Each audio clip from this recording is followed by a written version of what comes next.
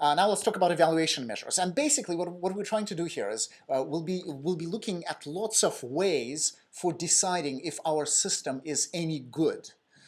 Or if you have two different systems, if you have two different classifiers, for deciding whether one classifier is better than another classifier. So an evaluation measure is basically a number that tells you how accurate or inaccurate a system is on a given task that you're trying to solve.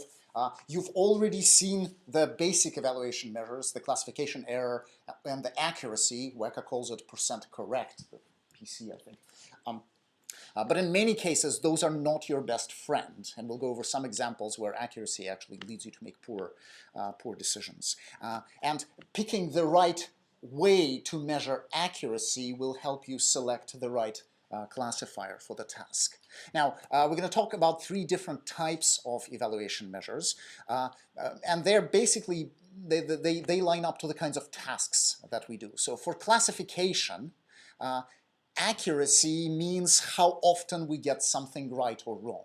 In classification, we're usually predicting one out of a set of labels. So when we measure the error, we will count how many labels we got right, how many labels we got wrong. For regression, which you had in the last lecture, you're doing something different. You're not predicting a class, you're predicting a number.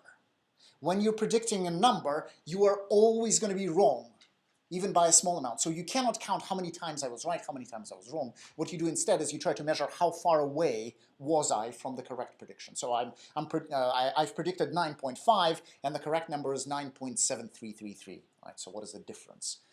That's what you're measuring for regression.